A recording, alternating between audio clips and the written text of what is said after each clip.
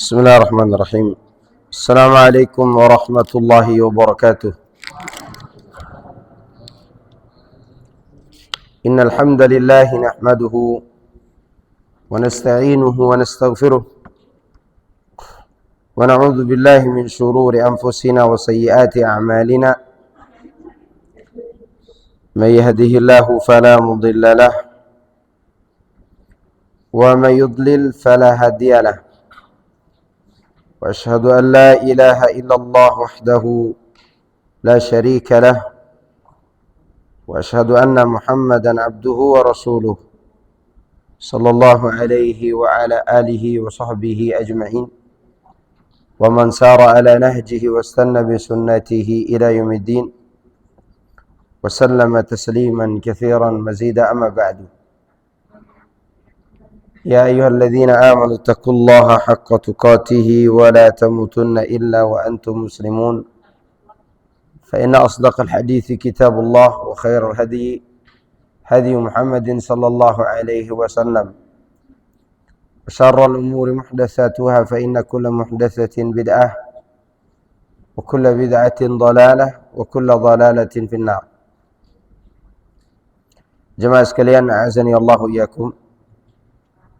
Kita berharap kepada Allah Subhanahu wa taala semoga Allah senantiasa memberikan kesehatan untuk kita semuanya dan senantiasa diberikan taufik dan hidayah agar kita dapat menjalankan ajaran Islam sekaligus mempelajarinya.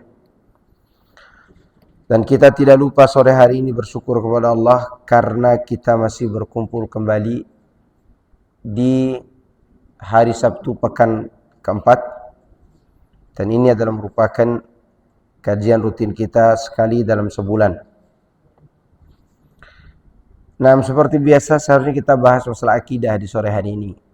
Tapi karena ini menjelang Idul Adha, saya ingin membahas tentang ahkamul udhiyah, hukum-hukum yang berkaitan dengan penyembelihan hewan kurban. InsyaAllah kita punya waktu 1 jam ke depan. Ada sebagian untuk materi, ada sebagian untuk tanya jawab nanti insyaallah. Baik. Al-udhiyah atau kita bahasakan dengan kurban. Anda tahukah apa arti udhiyah itu? Dan apa arti kurban itu? Ya. Udhiyah artinya ma yudhbahu min bahimatil an'am ayyam al-adahi wa ayyam at-tashriq. Udhiyah itu apa saja yang disembelih dari jenis hewan ternak pada hari Idul Adha dan hari Tashriq. Itu yang disebut dengan udhiyah. Biniyati taqarrubi ila Allah azza wa jalla, dengan niat untuk mendekatkan diri kepada Allah. Dari sinilah diambil bahasa kita kurban. Kurban itu bukan bahasa Indonesia ya, bukan. Kurban itu artinya mendekatkan diri. Kita kan mengorbankan diri gitu kan. Mengorbankan diri sebenarnya mendekatkan diri. Ya. Ada orang berbicara, aku rela berkorban jiwa demi kamu gitu. Gimana cara berkorban jiwanya? Maksudnya adalah mendekatkan diri. Jadi udhiyah itu sesuatu yang disembelih dari jenis hewan ternak yang disembelih pada saat Idul Adha dan hari Tasyrik dengan niat untuk mendekatkan diri kepada Allah. Saya ulangi, berniat mendekatkan diri kepada Allah, bahasa Arabnya adalah kurbanun. Kurban. Gitu. Apa hukumnya? Hukumnya disepakati oleh seluruh para ulama bahwa dia adalah perkara yang disyariatkan. Itu pertama yang disepakati. Hanya saja mereka berselisih tentang apakah kurban itu wajib atau sunnah. Bagi warga negara Republik Indonesia dan sekitarnya, yang bermadzhab Syafi'i menganggap sunnah muakkadah. Karena memang dalam madzhab Syafi'i disebutkan demikian. Demikian juga salah satu pendapat Imam Ahmad dan juga pendapat Imam Malik. Artinya, kalau dilihat-lihat, mayoritas ulama berpendapat Idul Adha, menyembelih di waktu Idul Adha itu hukumnya sunnah muakkadah. Sebagian lagi mengatakan hukumnya wajib. Di antaranya Abu Hanifah dan sebagian pendapat Imam Ahmad. Berarti Imam Ahmad ada dua pendapat nih. Mereka yang mengatakan wajib memiliki dalil yang sangat kuat. Mereka yang mengatakan wajib memiliki dalil yang sangat kuat sekali. Di antaranya Allah katakan, "Fashalli li rabbika wanhar." Dan solatlah untuk Rabbmu serta sembelihlah. Mana sisi wajibnya sembelih? Yaitu adanya kata perintah untuk solat. Allah merintahkan fasalli, solat itu wajib apa sunnah? Wajib. Li rabbika wanhar, dan sembelihlah. Kalimat wa fungsinya dalam ayat ini untuk menyetarakan hukum antara solat dan menyembelih. Kalau Anda yakin solat itu wajib, maka menyembelih pun hukumnya wajib. Karena dua-duanya menggunakan kata perintah yang sama dan disambungkan dengan huruf waw. Ini sisi pengambilan dalil tentang hukum wajibnya berkurban.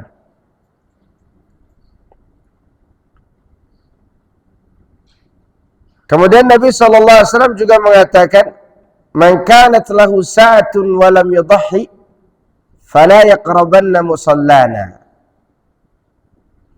Siapa yang memiliki keluasan harta, lalu dia tidak melakukan kurban, penyembelihan hewan kurban, jangan dekat-dekati tempat sholat kami. Ini namanya boikot. Nabi tidak pernah memboikot orang yang meninggalkan perkara sunnah. Nabi itu biasanya memboikot orang yang meninggalkan perkara wajib. Ketika Nabi mengatakan fala yaqrabanna musallana, ini kalimat boikot. Nabi tidak mau lihat orang ini. Yang menunjukkan bahwa kurban itu wajib apa sunnah? Wajib. Kalau dilihat-lihat, yang mana yang lebih kuat? Kata Ibnu Taimiyah rahimahullah, lebih kuat hukum wajib. Karena dalil-dalilnya lebih mengarah ke kata perintah. Oke. Maka oleh karena itu, kewajiban ini terikat dengan kemampuan seorang kepala keluarga. Ya. Bukan kewajiban untuk semua anggota keluarga, tapi cukup kepala keluarga.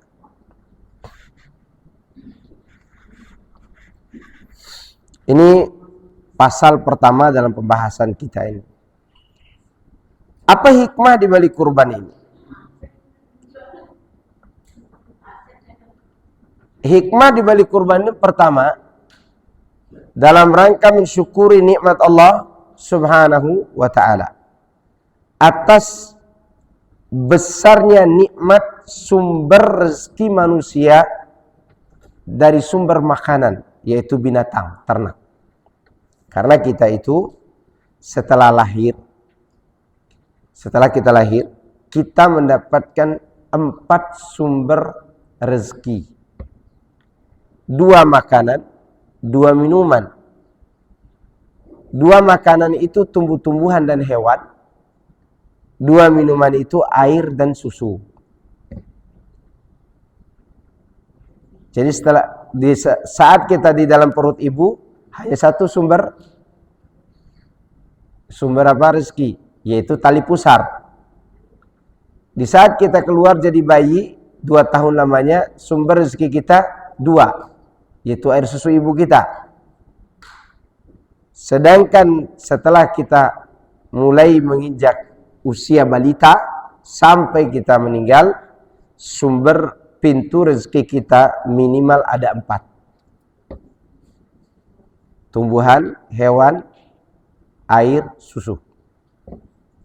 Nah, kalau kita mati masuk surga, pintu rezeki kita ada 8. Pintu surga maksud. Untuk memasuki 100 tingkatan surga itu ada 8 pintu. Semoga Allah masukkan kita dalam surga. Ini hikmah yang pertama. Hikmah yang kedua, untuk menghidupkan kembali sunnah Nabi Ibrahim alaihissalam. Ya. Jadi Nabi Ibrahim dulu hampir menyembelih siapa? Ismail. Ya. Hatta idza balagha qala ya bunayya inni ara fil manami anni adbahuka fanzur madza tara. Nabi Ibrahim berkata kepada anaknya, wahai anakku, teh panas, masya Allah. Taruh teh panas. Nah, susunya dingin. Nah, anak minum susu dulu, baru kita ngomongin susu.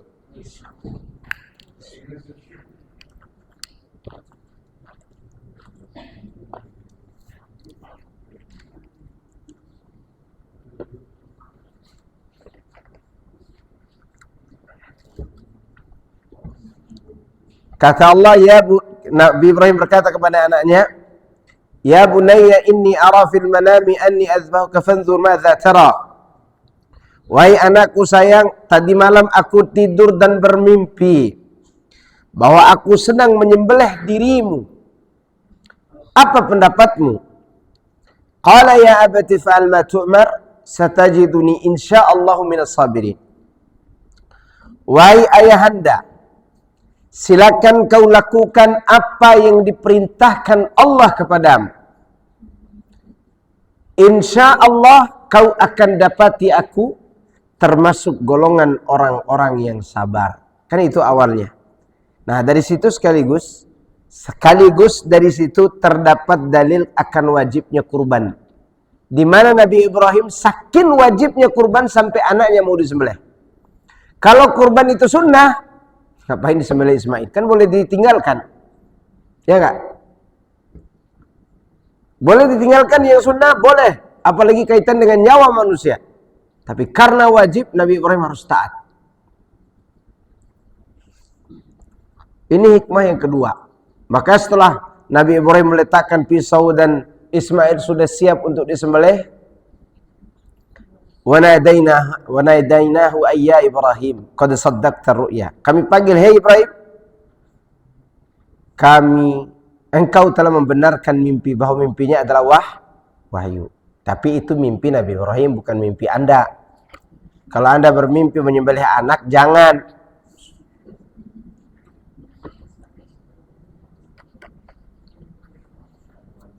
Apalagi mimpi tetangga. Ada orang nih pada error zaman sekarang, mungkin terlalu banyak nonton sinetron ya. Gara-gara mimpi minta cerai, bayangkan. Mimpi kita tidak berlaku. Mimpi Nabi Ibrahim waktu itu fungsinya sebagai apa? Wahyu. Oke. Beda mimpi kita dengan mimpi Nabi. Baik. Hikmah yang ketiga, agar kita semakin erat hubungannya dengan sesama. Karena pada saat pembagian hewan kurban, siapa saja boleh mendapatkannya. Kita boleh makan sendiri, kita boleh hadiahkan. Kalau namanya hadiah, boleh orang Islam, boleh non-Muslim juga. Boleh, nggak apa-apa tetangga-tetangga yang non-Muslim diberikan daging itu. Boleh ke orang kaya, namanya hadiah. Dan sisanya sebagai sodakoh. Ini untuk orang miskin. Gitu. Inilah diantara hikmahnya. Dan Rasulullah SAW menyebutkan amalan yang paling terbaik dari semua amalan di bulan Zulhijjah selain haji dan umrah, yaitu mengalirkan darah hewan kurban. Itu yang paling terbaik. Kalau puasa atau amal-amal lainnya bisa mengalahkan jihad di jalan Allah, maka berkurban lebih tinggi lagi pahalanya. Kalau Anda punya uang 2,5 juta untuk beli kambing atau patungan sapi yang harganya 17 juta, 7 orang, 2,5 juta, itu jauh lebih baik daripada Anda berinfak ke anak yatim piatu di bulan Zulhijjah ini. Lebih baik berkurban. Gitu. Kenapa? Karena berinfak itu hukumnya sunnah, berkurban hukumnya wajib. Oke. Kemudian syarat kurban. Syarat kurban yang pertama berkaitan dengan si pemilik. Si pemilik, dia harus memiliki dan menguasai hewan itu pertama. Hewan yang dikurbankan dia harus miliki. Jangan dia tunjuk ke kebun orang. Saya mau kurban pakai hewan itu. Punya kamu? Belum. Nggak boleh. Harus miliki dulu. Ya, itu pertama. Artinya termasuk memiliki di sini hewan tersebut bukan hewan barang gadean orang. Bisa ada orang gade kambing ke saya. Wah, hewan kurban nih. Saya mau kurbankan dulu nih hewan. Tidak boleh. Karena masih kaitan dengan milik orang. Syaratnya harus betul-betul kita kuasai. Syarat kedua, berkaitan dengan hewan itu jenisnya apa. Syarat kedua ini jenisnya ada 3 jenis. Onta, sapi dan kerbau, maksudnya dua-duanya itu masuk dalam satu jenis. Sapi atau kerbau, kemudian kambing atau domba. Selain itu tidak boleh. Nggak boleh berkurban dengan menggunakan selain jenis ini. Misal saya tidak makan kambing nih, saya juga tidak makan sapi, saya suka makan ayam. Saya punya uang 3 juta. Saya beli ayam potong berapa tuh? Kemudian saya sembelih dengan harga 3 juta tadi. Boleh nggak saya berkurban dengan banyak ayam potong? Nggak boleh. Kata orang, daging yang enak katanya daging kijang. Iya nggak? Ini yang makan daging saya kan nggak makan. Iya, saya ini nanggung sebagai vegetarian. Enggak. Makan juga tidak.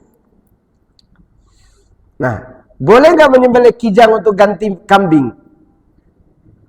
Boleh nggak? Nggak boleh, apalagi kijang Innova, nggak boleh. Nggak boleh, kijang Innova disembelih. Sudah itu Zenix lagi. Kuda juga nggak boleh, dan selain 3 itu tidak boleh disembelih. Maka syarat kedua, jenis hewannya harus onta, sapi, masuk dalam kerbau, kemudian kambing, termasuk apa? Domba, termasuk domba. Ya. Onta, bisa nggak kita kurban onta di Indonesia? Insya Allah bisa. Karena di Mojokerto sudah ada pengembala onta. Ya mungkin tahun-tahun ini belum ketemu orang jual onta di Jakarta. Beberapa tahun ke depan kayaknya akan ada deh. Patungan beli onta. Ya kan? Orang biasa patungan beli sapi kan, di masjid tiba-tiba ditulis patungan beli onta 10 orang. Nah. Baik, ini syarat kedua. Jenisnya ada berapa? 3 tadi. Syarat ketiga berkaitan dengan umurnya. Umur hewan kurban. Onta minimal 5 tahun. Berarti 5 tahun ke atas. Sapi minimal 2 tahun. Hati-hati dengan sapi-sapi yang agak besar badannya, tapi dia belum 2 tahun. Saya pernah nanya langsung ke penjual, ada yang jujur, dia katakan iya belum 2 tahun, tapi orang sini tidak tahu kan, kata dia begitu. Sampai saya nasihati kan waktu itu. Ada beberapa 2 minggu yang lalu saya nasihati seorang petani, dia ngeyel tidak mau. Gimana? Sapinya tidak bisa dibawa pulang, kata dia gitu. Kalau jual juga sama dia. Jadi sapi umurnya berapa minimal? 2 tahun. 2 tahun. Kambing minimal 1 tahun. Tapi ini kambing kacang atau kambing Jawa. Adapun domba, pendapat yang rajih insya Allah di atas 6 bulan sudah boleh. 6 bulan. Walaupun masih belum 1 tahun. Ya, pendapat yang rajih. Berarti ini ada silang pendapat berarti. Oke. Ini umur. Kalau ada sapi besar, limosin misalnya, beratnya 400. Tapi umur baru 1,5 tahun. Melebihi beratnya sapi Bali yang beratnya 300. Boleh nggak dipakai yang berat 400 tadi? Tapi umur masih 1,5 tahun. Boleh nggak? Nggak boleh. Karena yang jadi syarat bukan beratnya, tapi umur. Gitu.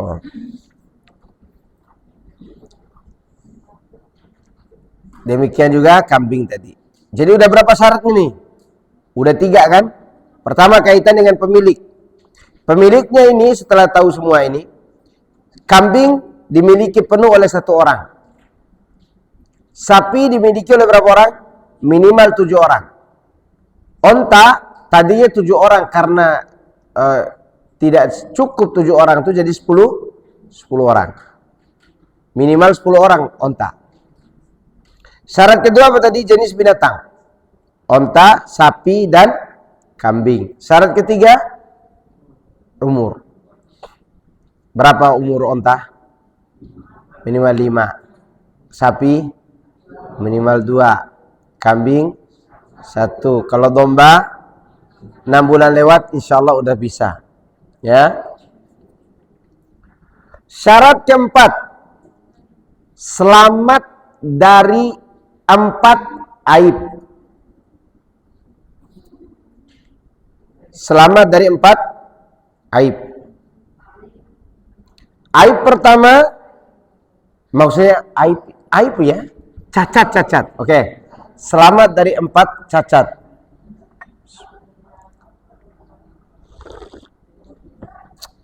Pertama, buta yang jelas butanya. Walaupun buta sebelah ya. Kalau gini-gini kan, buta ini. Ditutup sebelah yang normal, kemudian sebelahnya digini-gini kan, buta. Tapi kalau kelihatan putih, kita gini-ginikan dia reaksi, berarti butanya tidak bermasalah.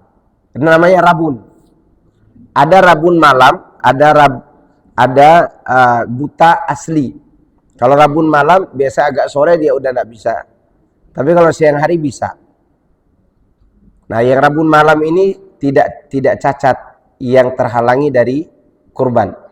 Yang dimaksud buta di sini jelas butanya. Yang kedua jelas patahnya, tulangnya patah. Ya, yang ketiga jelas sakitnya. Ada sakit yang nggak bisa sembuh sampai hari kurban, atau diprediksikan ini nggak bisa sembuh nih sakit. Ya, tapi ada sakit yang bisa sembuh. Sakit yang bisa sembuh insya Allah tidak mudorot. Seperti flu atau yang lainnya insya Allah. Batuk-batuk biasa, kasih aja obat batuk misalnya gitu. Ya. Kemudian yang keempat, yang sudah tidak punya sumsum lagi, entah karena tua atau kurus krempeng banget, itu nggak boleh. Ada berapa cacatnya? 4. Sumsum, tidak punya sumsum. Ya. Udah tua kering, kering sekali keringnya. Krempeng kali gitu. Kita suruh nge-gym aja udah nggak bisa besar otot. Pokoknya udah tua kali gitu. Nah, ini udah 4 aib ini harus hilang. Dia selamat dari 4 ini. Ini syarat sahnya. Pertanyaannya, kalau patah tanduknya, tanduk tiba-tiba patah, tek, oke, sah nggak dipakai? Saya bilang enggak. Oke, kenapa? Cacat yang mana? Kan 4 tadi yang cacat tuh. Patah tulang. Oke. Pertanyaannya sama nggak antara tulang dengan tanduk? Beda apa sama? Apa perbedaannya?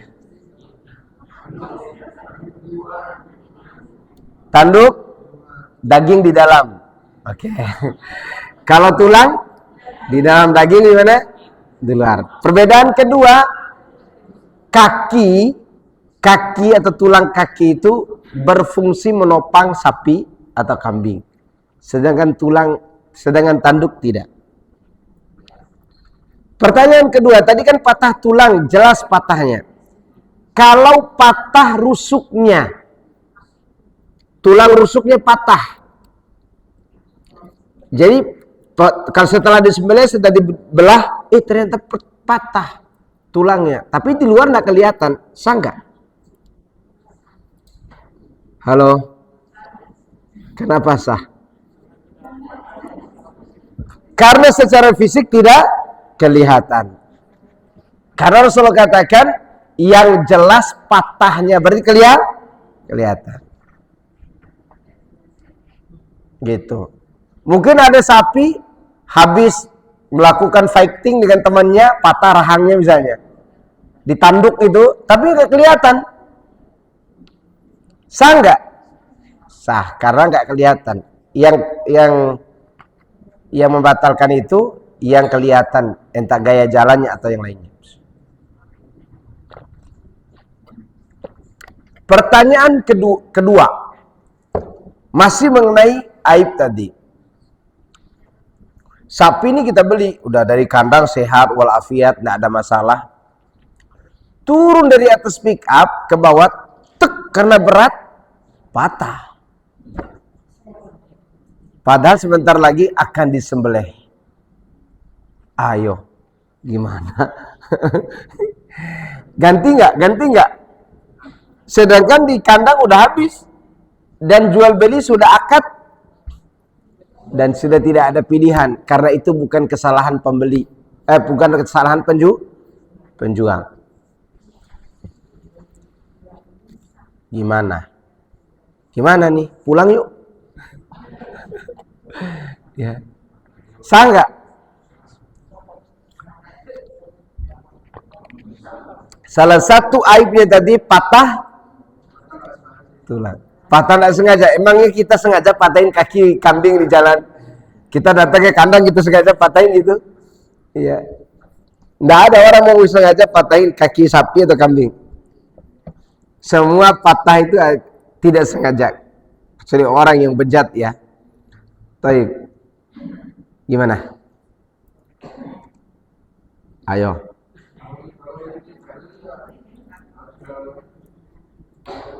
Ya. Nggak sah berarti. Nggak sah. Karena mengikuti dalil kan menurut beliau. Iya. Sebenarnya bukan begitu. Terlalu polos jawabannya. Yang dimaksud dalam hadis menurut sebagian fuqaha bahwa patahnya itu sebelum diniatkan menjadi hewan kurban.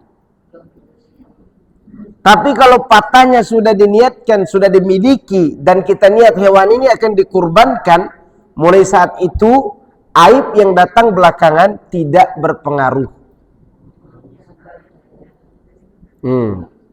Jelas nggak? supaya nanti ndak suruh ganti capinya. Insya Allah tetap sah dipakai kurban. Emangnya waktu antum robohkan sapi itu tidak ada cacat waktu dirobohkan? Terkadang kan ada yang patah kakinya waktu dirobohkan. Apalagi yang robohin lagi tegang semua nih. Sapi ngamuk-ngamuk gitu, kemudian tegang semua, akhirnya ketika merobohkan sapi, tulangnya patah. Ada nggak kejadian? Ada. Dan itu insya Allah sah dipakai kurban. Nah, itu istimewanya, segera miliki hewan yang sehat. Kalau batuk setelah dimiliki, insya Allah masih bisa dipakai kurban. Hanya saja nggak boleh dijual, sebagaimana nanti dagingnya tidak boleh dijual setelah dikurbankan. Mulai dari kita membelinya sebagai hewan kurban, sudah tidak boleh lagi dijual nih hewan. Misal saya penjual sapi ini, atau penjual kambing. Ada 3 ekor kambing yang saya punya nih. 3-tiganya bagus semua nih. Anak penjual. Udahlah, nanti 1 dari 3 ini yang tersisa akan saya pakai kurban. Nunggu siapa yang beli 2 dulu. Oke, baru saya akan pilih. Belum diniatkan mana 3 orang nih. Maka 3-tiganya boleh saya jual. Tapi kalau sudah saya pilih 1, oh ini akan saya pakai kurban nanti. Saya ikat di samping 2 ekor itu. Datang pembeli, tengok ini terus. Ini dia tengok lagi nih. Pak Ustadz, yang itu aja saya beli. Ini udah saya niatkan kurban. Yang ini berapa Pak Ustadz? Ini 2,5 juta. Ini 3,5 juta. Ini 4 juta. Yang itu nggak dijual, Pak. Yaudah saya beli 5 juta yang itu. Yang ini pun yang mau dia beli ini. Otak dagang saya jalan tuh. 5 juta ini. Boleh nggak saya jual? Nggak boleh, karena saya sudah niatkan sebagai hewan kurban. Hukum-hukum yang nantinya yang berkaitan dengan hewan daging kurban ini sudah berlaku semua nih. Gitu. Jelas? Ini mengenai aib tadi. Udah berapa syarat? 4. Syarat yang kelima, waktu penyembelihan. Mulai dari selesai salat Idul Adha sampai sore hari tanggal 13 Zulhijjah. Maka tanggal 11, 12, 13 masih boleh beli hewan kurban. Masih boleh beli. Ya. Ini mengenai waktu. Ini syarat-syarat penyembelihan. Kemudian yang keenam ya. Yang keenam niat. Niat untuk mendekatkan diri kepada Allah Azza wa Jalla. Nah, ini diantara syarat penyembelihan hewan kurban. Kemudian yang tidak kalah pentingnya, hukum menyembelih. Menyembelihnya gimana? Apa aja kaitan dengan hukum? Menyembelih hewan harus dengan cara yang baik. Ya, kata Rasulullah SAW, Inna Allah katabal ihsana ala kulli syai. Sungguhnya Allah itu meletakkan kebaikan-kebaikan pada segala sesuatu. Fa idza dzabhta fahsinu dzibha, wa idza qatalta fahsinu qitlah, wal yuhidda ahadakum syafratahu wal yurih dzabihatahu. Jika kalian ingin membunuh musuh gitu, bunuhlah dengan cara yang bagus. Jika kamu ingin menyembelih, sembelihlah dengan cara yang bagus. Tajamkan pisau buat gembira hewan yang disembelih. Ini adab penyembelihan. Nabi mengajarkan demikian, berarti penting nih mengetahui adab ini. Pisau harus tajam. Maka jangan pelit-pelit beli barang yang bagus untuk menyembelih. Ya, kalau Anda beli barang yang dijual-jual sama bapak-bapak yang keliling-keliling itu, kasihan binatang. Karena pisau sembelih itu harus khusus, tajam, agar binatangnya tidak tersiksa. Kemudian jangan nakut-nakutin binatang. Binatang itu nggak boleh takut-takuti. Ayo kamu nanti disembelih sambil gini-gini kan pisau asah kan, nggak boleh. Atau temannya lagi disembelih, dia dibawa ke situ, tuh lihat tuh, kamu juga gitu, nggak boleh. Ya, sama saja kita membunuhnya 2 kali. Harus dilakukan dengan penuh kasih sayang, sehingga binatang itu senang disembelih oleh orang-orang yang berilmu. Antum pernah dengar hadis ikan di lautan pun mendoakan orang yang menuntut ilmu, sampai semut di sarang? Tahu gak hikmahnya apa? Mereka ingin dagingnya itu dimakan oleh orang yang bertakwa, apalagi di masjid at-taqwa lagi, kan? Ingin mereka dimakan oleh orang-orang yang bertakwa kepada Allah Azza wa Jalla. Maka orang bertakwa itu sebenarnya bagus. Kemudian yang tidak kalah penting jemaah sekalian, ini harus saya singgung. Orang yang menyembelih tidak boleh yang tidak sholat. Walaupun dia ahli jagal. Atau dia sholat tapi dia berbuat syirik yang jelas. Seperti kuncen, juru kunci, tawasul di kuburan. Nggak boleh kita suruh mereka sembelih. Karena syiriknya jelas. Kenapa orang yang meninggalkan sholat tidak boleh menyembelih? Karena status keislamannya tidak jelas. Orang yang tidak sholat itu, menurut mazhab Hambali, semua yang berkaitan dengan hak seorang muslim dicabut darinya. Walaupun dalam mazhab Syafi'i dirinci. Tapi ini sengaja saya bawakan agar kita ini hati-hati dengan orang yang tidak sholat dalam penyembelihan. Penyembelihan orang yang tidak sholat sama dengan penyembelihan orang yang murtad dalam mazhab Hambali. Dan penyembelihan orang yang murtad haram dimakan walaupun dia baca bismillah 77 kali. Ya. Tapi yang nyayat boleh, siapa aja boleh. Tapi yang mengalirkan darah itu yang tidak boleh. Yang waktu menyembelih. Maka yang menyembelih harusnya antum. Antum yang menyembelih. Jangan suruh sembelih orang yang tidak sholat. Atau antum pada takut menyembelih juga? Takut? Maka ditajamkan pisaunya, insya Allah nggak takut. Maka lakukan pelatihan.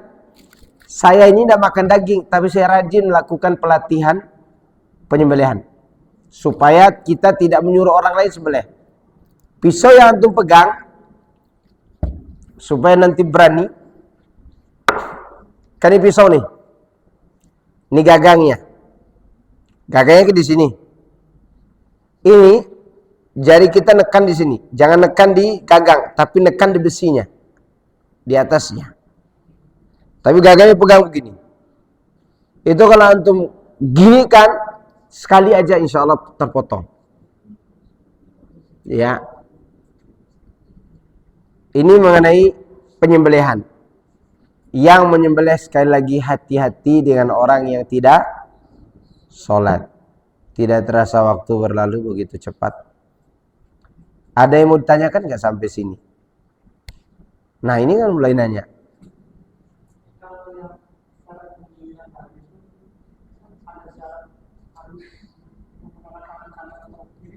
Apa itu? Nggak harus. Tangan kanan atau tangan kiri itu tidak jadi syarat. Iya. Karena ada orang kidal kan? Iya. Nggak harus jadi syarat. Tapi yang terbaik pakai yang kanan. Pada umumnya orang pakai tangan kanan kan? Ya, tapi dia sendiri pakai tangan kiri. Ada orang kayak gitu, ada.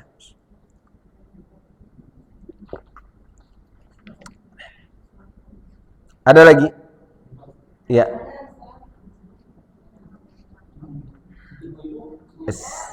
Silakan Ibu. Iya, silakan.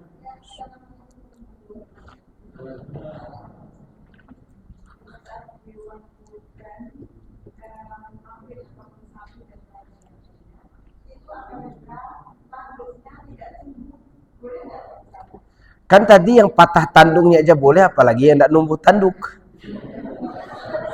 Ya memang tidak ada tanduknya memang. Sah. Tapi memang ya, memang semua orang yang beli sapi selalu melihat tanduknya. Memang tanduk itu memiliki aura. Kalau berdiri dua sapi, satu gemuk, satunya gemuk juga tapi tidak terlalu tinggi, tapi tanduk satunya bagus, yang ini tidak, orang lebih pandang mana? Yang bertanduk. Padahal ada nggak di antara antum makan tanduk? Ada kan? Silakan.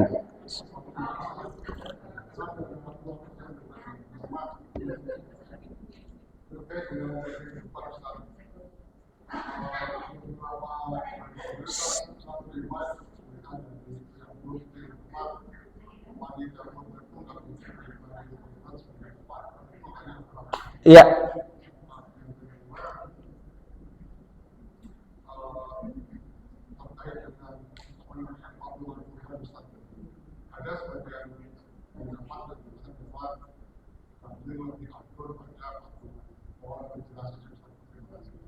Apa? Kambing lebih afdal dari patungan? Oke, nah bagus pertanyaannya. Sebenarnya barusan saya mau nanyakan itu ke Anda, tapi sudah ditanyakan duluan.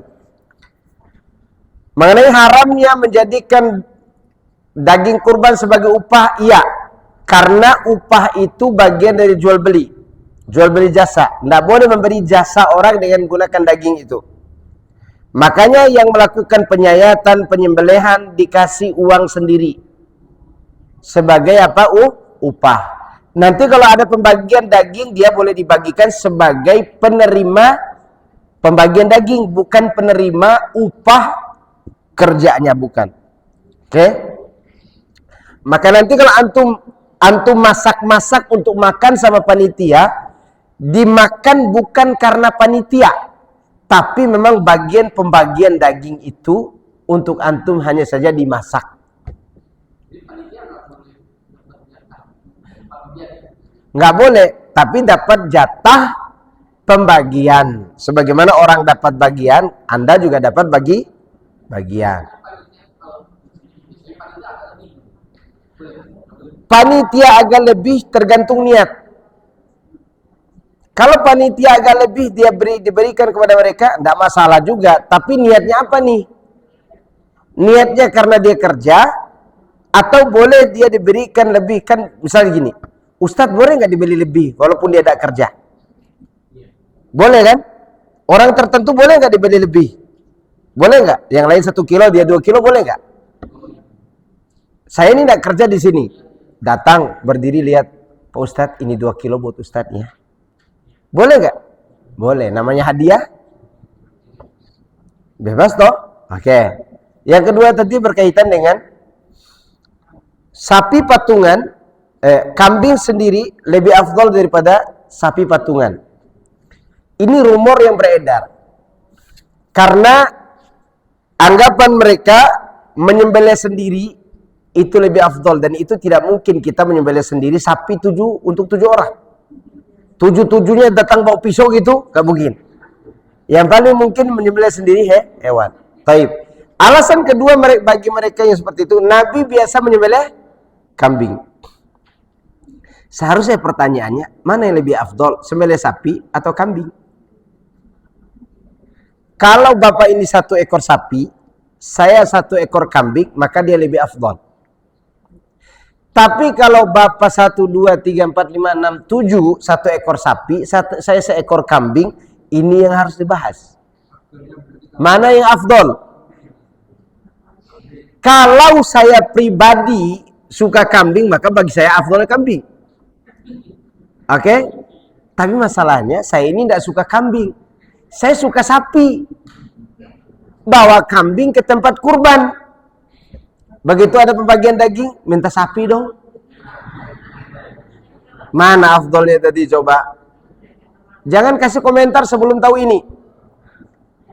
Berarti kesimpulannya, mana yang lebih afdol? Antara yang patungan sapi 7 orang dengan 1 orang kambing, dilihat dari 2 arah. Pertama, rasa daging itu mana yang lebih enak. Yang kedua, jumlah daging yang dihasilkan. Sekarang, ada orang beli 7 ekor kambing, 7 orang satu-satu kan? Kambing harganya 3 juta. Anggap saja 3 juta harga kambingnya, oke? Dengan berat kambing mungkin 28 kilo atau 30 kilo lah, kita genapkan saja. 30 kilo kali 7, 210 kilo. Tulangnya banyak apa dikit? Banyak, oke? Jeroannya banyak. Dagingnya kira-kira berapa lah gitu kan? Per ekor 30 tadi anggap saja 15 kilo jadinya, atau 20 kilo. Kebanyakan 20 kilo ya. 20 kilo lah ya. Oke. 20 kali 7 berapa? 140 kilo. Sapi yang 300 kilo atau 290 kilo itu dijual 21 juta. Berarti per orang berapa? 3 juta. Sama nggak dengan satu orang kambing tadi? Oke, harganya sama. Sekarang yang berat 300 kilo sapi yang harga 21 tadi, lebih banyak mana masa hidupnya? Sapi apa kambing 7 ekor? Sapi dong. Dari sisi jumlah sudah beratan mana? Sapi. Belum lagi sapi itu tulangnya lebih dikit walaupun agak besar. Berarti satu sisi sudah dimenangkan oleh yang patungan 7 orang. Kedua, rasa tadi. Orang kalau datang ke tempat pengambilan jatah daging, lebih banyak yang menanyakan sapi atau kambing?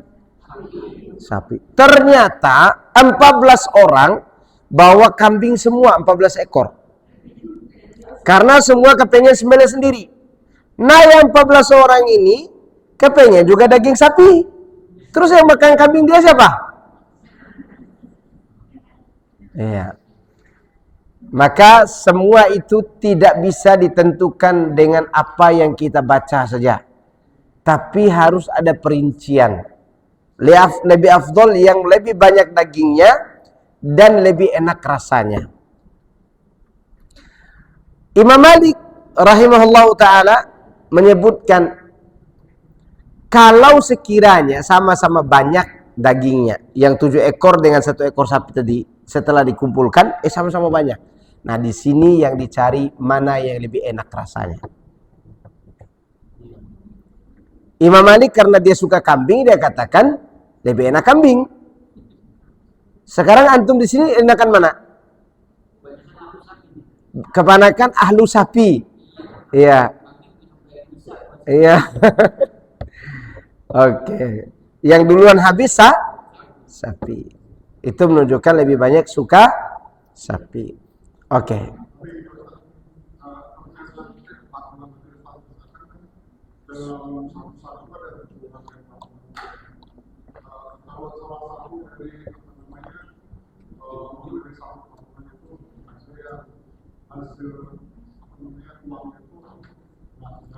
Nggak jelas. Tidak masalah. Tidak masalah. Yang 6 orang tidak mudarat. Hatta misalnya ada orang beragama Hindu nih, atau agama Buddha, atau agama Kristen, ingin menutupi kekurangan 7 orang tadi, dia masukin uangnya, dan itu tidak mudaratkan hewannya. Karena orang kafir boleh bersedekah, boleh memberi hadiah kepada orang. Tapi mereka tidak sah dikatakan sebagai sahibul kurban. Fadhal.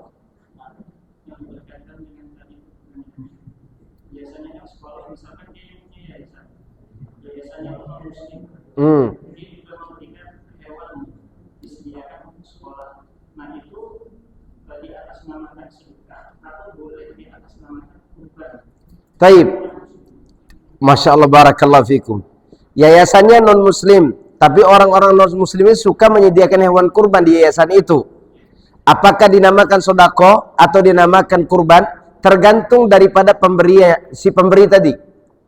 Kalau dia katakan guru-guru yang muslim 7 orang, ini aku hadiahkan sapi untuk kalian 7 orang, dipakai berkurban. Berarti yang berkurban itu 7 orang tadi. 7 orang tadi yang berkurban. Tapi kalau dikatakan yayasan menyediakan penyembelihan di hari kurban, maka ini tidak dinamakan kurban, tapi dinamakan sodakoh mereka. Iya.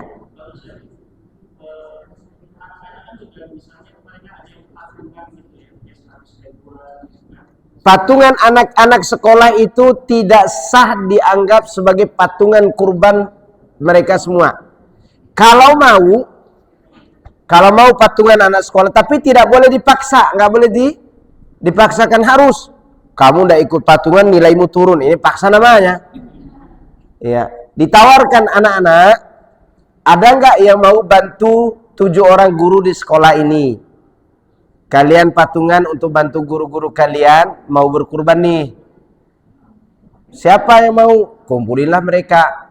Kemudian dihadiahkanlah uang itu kepada 7 orang guru tadi untuk beli sapi. Maka sah-sah aja. Tapi masalahnya di sekolah bukan gitu kan prakteknya. Sekolah berkurban. Uang yang mengumpulkan uang berapa orang? 40 santri, 20 orang santri. Sedangkan syarat si pemilik sapi itu berapa orang? 7. Nah ini tidak sah. Jatuhnya sodako biasa.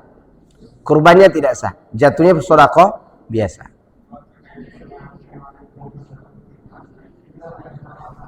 Jantan atau betina? Antum nanya ke saya kan? Oke, karena saya pemelihara kambing dan mengerti daging kambing, betina lebih banyak jeroannya daripada dagingnya. Sedangkan jantan lebih padat dagingnya daripada betina. Dia tanya dulu afdol. Kalau sah-sah aja, kan dia tanya afdol. Apakah sah dengan betina? Sah. Semua ulama sepakat sahnya. Afdolnya jantan.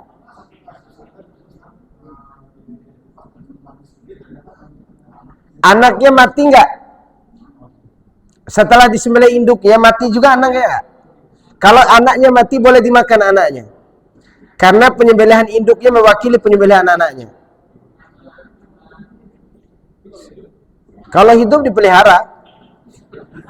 Kalau hidup dipelihara, jangan itu makan merah. Kan gitu. Oke? Ah, tuh masih ada ibu-ibu tuh. Silakan. Ya.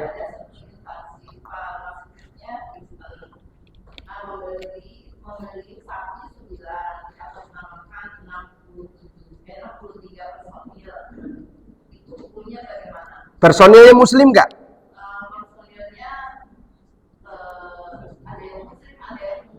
Yang muslimnya sah-sah aja karena dia dapat hadiah untuk beribadah. Sekarang misalnya kita bawa ke tempat lain dulu sebelum kurban. Anda bekerja di mall milik orang Kristen. 1 tahun Anda dapat uang untuk pergi umroh. Umrohnya sah nggak? Karena Anda muslim. Tapi dia kasih juga uang umroh untuk yang non muslim. Umrohnya non muslim sah nggak?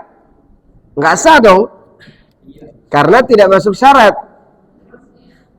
Jadi yang muslim yang dapat hadiah untuk beribadah menggunakan uang tadi boleh. Oke?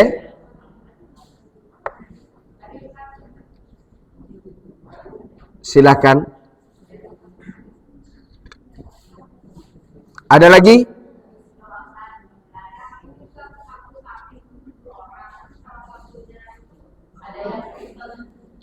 Tidak masalah bagi yang 6 orang tuh, tapi yang 1 orang itu dia tidak sah untuk kurbannya kecuali kalau dia bersyahadat. Pokoknya saya mau kurban kata dia gitu, saya mau syahadat dulu deh. Ya, ketika dia kurban syahadatnya sah kurbannya walaupun dia belum sholat gitu. Karena kurban orang non muslim itu sebenarnya ibadah dia kepada Allah. Hanya saja yang disayangkan syarat terimanya ibadah itu belum ada. Apa syaratnya tadi? Muslim. Sekarang kalau ada orang Hindu sholat di masjid ini, dia sholat seperti sholat kita. Dia sebenarnya wajib sholat sejak dulu. Hanya saja ketika dia sholat tidak sah gara-gara dia belum masuk Islam. Bukan tidak boleh sholat, sholatnya boleh. Hanya saja sah nggak sholatnya? Karena belum dapat satu syarat. Syaratnya apa tadi? Muslim. Makanya sodakoh orang-orang kafir itu diterima oleh Allah di dunia saja. Maka balasnya di mana? Di dunia.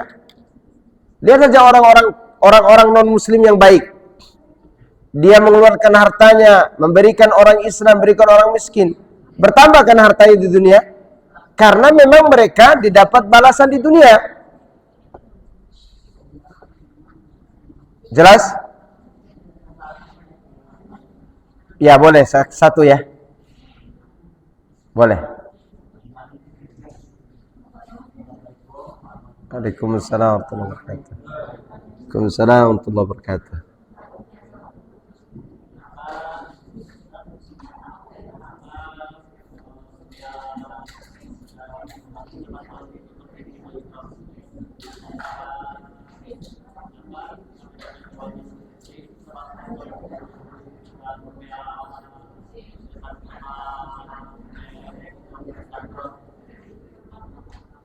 Ulang.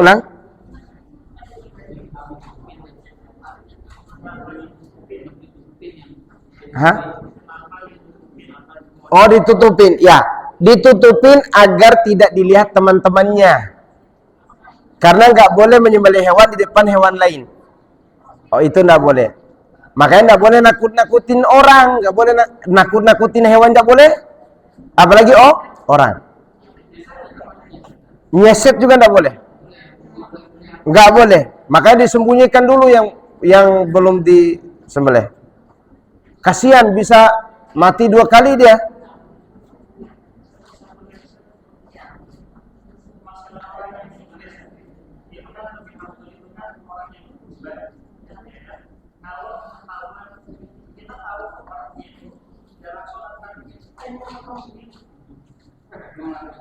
Oke. Barakallahu fikum. Tadi disebutkan dalam mazhab Hambali penyembelihannya tidak sah. Tetapi dalam mazhab Syafi'i mereka dirinci. Kalau dia yakini sholat itu tidak wajib,